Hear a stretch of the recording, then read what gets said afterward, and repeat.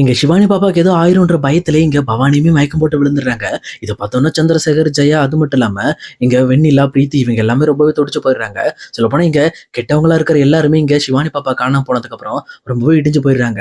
இதுக்கு காரணம் பொன்னிங்கிறதையும் கூட மறந்து, அவங்களுமே எப்படியாவது சிவானி பாப்பா கிடைக்கணும். அதுக்கு ஏதாவது நம்ம பண்ணணும்னு சொல்லிட்டு, அவங்கவங்களால என்னென்ன முடியுமோ அது எல்லாத்தையுமே பண்ணிக்கிட்டு இருக்காங்க. அதே நேரத்துல இன்னொரு பக்கம் சிவானி பாப்பாவுமே ரொம்பவே விளையாட்டுத்தனமா அங்க இருக்கிற அந்த அடியாட்கள் கூடலாம் பேசிக்கிட்டு, விளையாண்டுக்கிட்டு ரொம்பவே ஹாப்பியா அவங்க கிட்ட இருந்து சிக்கன் பீஸ்லாம் வாங்கி சாப்பிட்டுக்கிட்டு ரொம்பவே சந்தோஷமா இருக்காங்க. சொல்லப்போனா அவங்களோட மனசுல இனிமே நினைச்சிட்டு இருக்க விஷயம் என்ன அப்படின்னா, நம்ம அம்மா தான் நமக்கு கிஃப்ட் பண்ண போறாங்க. சொல்லப்போனா சைக்கிளை கிஃப்ட் பண்றதுக்காக தான் இந்த மாதிரிலாம் பண்ணிக்கிட்டு இருக்காங்க அப்படிங்கிற விஷயத்த நினைச்சிட்டு அவங்களுமே ரொம்ப சந்தோஷமா இருக்காங்க. அதுக்கேற்ற மாதிரி அந்த அடியாட்களுமே வந்து பரவாயில்ல, இந்த பொண்ணை ஹேண்டில் பண்ண இது ஈஸியா இருக்கு, அதனால இதே லைன்ல நம்ம ஹேண்டில் பண்ணிக்கலாம்னு சொல்லிட்டு அவங்களுமே சிவானி பாப்பாவை ரொம்பவே நல்லா ஹேண்டில் பண்ணிட்டு இருக்காங்க. ஆனா இன்னொரு பக்கம் பொண்ணு, சக்தி, சண்முகம் அது மட்டும் இல்லாம சக்தியோட ஃப்ரெண்ட்ஸ் எல்லாருமே ரொம்பவே ஃபீல் பண்ண ஆரம்பிக்கிறாங்க. உண்மையை சொல்லப்போனா எங்க பொண்ணுக்கு ரொம்பவே ஃபீலிங்கா இருக்கு. எப்படியாவது சிவானி பாப்பாவை கண்டுபிடிக்கணும் அப்படிங்கிற எண்ணத்துல அவங்க போற ரூட்டை பக்காவா ஃபாலோ பண்ணிட்டு வராங்க.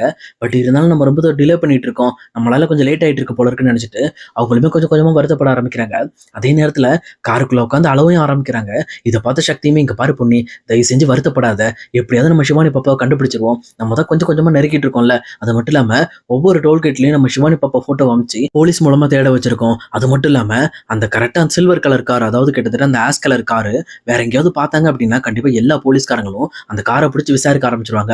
எப்படி இருந்தாலும் சிவானி பாப்பா கிடைச்சிருவா, நீ பயப்படாத அப்படின்னு சொல்லிட்டு இவங்களுமே ஒரு பக்கம் ஆறுதல் சொல்லிட்டு இருக்காங்க. ஆனா அதே நேரத்துல அந்த அடியாட்களும் இங்க தாசுக்கு கால் பண்ணி, இங்க பாரு தாசு, நீ ஒரு ஃபேக்டரியில போய் இருக்கு சொன்னா அந்த ஃபேக்டரிக்கு போனா அங்க நிறைய பேர் வராங்க, ஆளுங்கெல்லாம் அங்க நடமாட்டம் இருக்கு, சொல்ல போனா அவங்க நம்மளை பார்த்துட்டாங்க அப்படின்னா நமக்கு தான் பிரச்சனை ஆயிடும், நீ வேற ஏதாவது ஒரு இடம் சொல்லு, இல்ல வேற ஏதாவது ஒன்று பண்ணலாம், அந்த ஃபேக்டரியில அந்த பொண்ணை வைக்க முடியாது அப்படிங்கிறத இங்க தாஸ்கிட்டையும் சொல்லிடுறாங்க.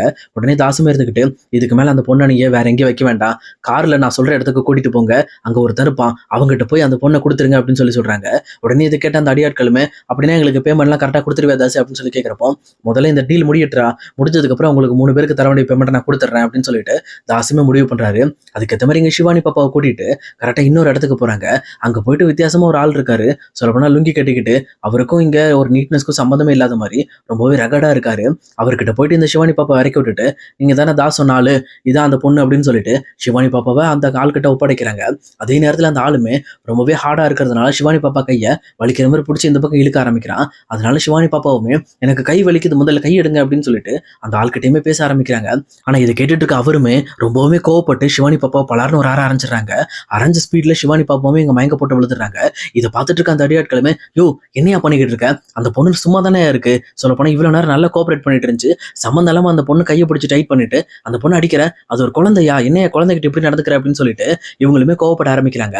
ஆனா அந்த புதுசா வந்து அடியாலுமே, ஏய் இங்க பாரு, ஒழுங்கா வந்தியா, தாஸ் சொன்ன மாதிரி விட்டியா போனியான்னு இருக்கணும், சம்மந்தம் இல்லாம என் விஷயத்துல தலையிடக்கூடாது, அப்படி ஏதாவது ஒண்ணு பண்ண அவ்வளவுதான், இந்த பொண்ணுக்கு நடந்ததான் உங்களுக்கும், ஒழுங்கா இந்த இடத்தோட ஓடிடுங்க அப்படின்னு சொல்லிட்டு அந்த பழைய அடியாட்களுமே மிரட்டி அங்கிருந்து அனுப்பிச்சிடுறாங்க.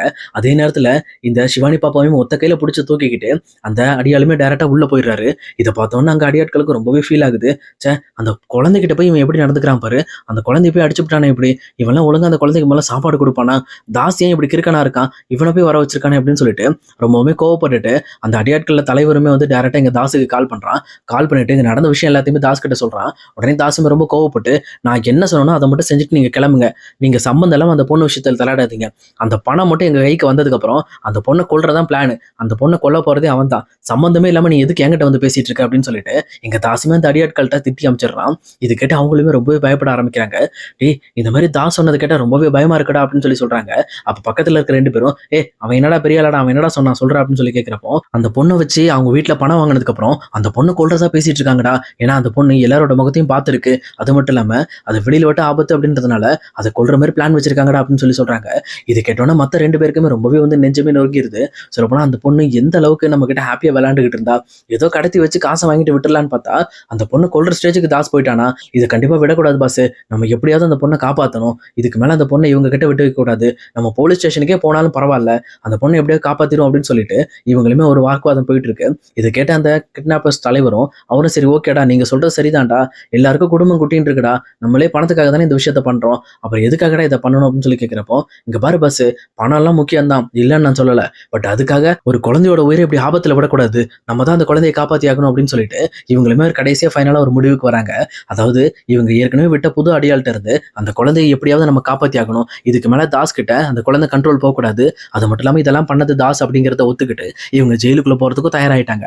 அதே நேரம் இப்ப எடுத்தவொடனே அந்த ஆள்கிட்ட போய் நம்ம போய் சண்டை போட முடியாது, கொஞ்சம் டைம் எடுக்கட்டு, நைட் ஆனதுக்கு அப்புறம் எல்லாம் தூங்கினதுக்கு அப்புறம் சிவானி பாப்பாவை போய் நம்ம தூக்கிட்டு வந்துடலாம் அப்படின்னு சொல்லிட்டு இவங்களுமே ஒரு பக்கம் பிளானோட இருக்காங்க. அதுக்கேற்ற மாதிரி இங்க சக்தி பொண்ணு இவங்க எல்லாருமே இங்க டோல்கேட்டை இந்த வண்டி தாண்டல அப்படிங்கிற விஷயத்த போலீஸ்காரங்க மூலமா தெரிஞ்சுக்கிறாங்க. அது தெரிஞ்ச உடனே இங்க சக்தியோட ஃப்ரெண்ட்ஸுமே அப்பனா கண்டிப்பா அவங்க இங்க தான் ஏதோ ஒரு இடத்துல வச்சிருப்பாங்க, அதனால நம்ம சிவானி பாப்பா இருக்கிற இடத்த நம்ம இந்த லொக்காலிட்டியில தான் தேடி பார்க்கணும், நம்ம இவ்வளவு தூரம் வந்திருக்கோம், இவ்வளவு தூரத்துல இருந்து கிட்டத்தட்ட இன்னும் 6 கிலோமீட்டர் தான் டிஸ்டன்ஸ் இருக்கு, இந்த 6 கிலோமீட்டருக்குள்ள என்னென்ன ஃபேக்டரிஸ் இருக்கு, என்னென்ன இடம் இருக்கு அப்படிங்கறத நம்ம தேடணும் அப்படின்னு சொல்லிட்டு ஒரு முடிவுக்கு வராங்க. அதனால ஃபர்ஸ்ட் பழைய ஃபேக்டரிஸ்க்கு போகலாம் அப்படின்னு சொல்லிட்டு எல்லாருமே ஒன்னா கார்ல போய் தேட ஆரம்பிக்கிறாங்க.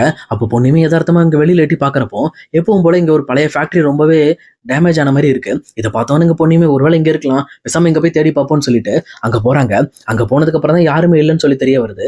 சரி எதுக்கும் உள்ள போய் தேடி பார்க்கலாம் அப்படின்னு சொல்லிட்டு அவங்களையுமே உள்ள போய் தேடி பார்க்க ஆரம்பிக்கிறாங்க. அப்போ உள்ள போய் பார்த்தப்போ எதுவுமே இல்லை. பட் ஆனால் அங்க எல்லாம் பிரியாணி சாப்பிட்டு தூக்கி போட்ட அந்த பார்சல் பேக்கேஜ், அது மட்டும் இல்லாம சரக்கு அடிச்ச அந்த பாட்டில், இது எல்லாமே இருக்கு. இதெல்லாம் பார்த்துட்டு பொண்ணு ரொம்பவே சந்தேகப்பட்டு எனக்கு என்னமோ இதெல்லாம் நம்ம சிவானி பாப்பாவை கடத்தினவங்க பண்ணதா இருக்கும்னு நினைக்கிறேன், ஒருவேளை அவங்க சாப்பிட்டதா இருக்கும்னு நினைச்சேன் அப்படின்னு சொல்லிட்டு இவங்களுமே சக்தி கிட்ட சொல்றாங்க. ஆனா இதை கேட்ட சண்முகமும் இந்த மாதிரி பழைய ஃபேக்டரிங்கள்ல நிறைய பேர் சரக்கு அடிக்கிறதெல்லாம் ரெகுலரா நடக்கிறதுமா, இதை வச்செல்லாம் நம்ம நம்ப முடியாது அப்படின்னு சொல்லிட்டு இருக்காங்க. அப்போ பொண்ணுக்குமே ரொம்பவே டவுட்டா இருக்கு. அதுக்கப்புறம் எப்பவும் போல அங்கிருந்து வெளியில கிளம்பும் போது அவங்களுமே இந்த மாதிரி காரோட அந்த டயர் தடத்தை பாக்குறாங்க. இதை பார்த்தோன்னா டவுட் ஆகிட்டு, இங்க பாருங்க இவ்வளவு வராத இடத்துல யார் கார்ல வந்திருப்பா, நான் சொல்றதான் உண்மையா இருக்கும், எனக்கு ரொம்ப சிவானி பாப்பாவை இங்க கொண்டு வந்திருக்காங்க அப்படின்னு சொல்லிட்டு யோசிக்கிறாங்க.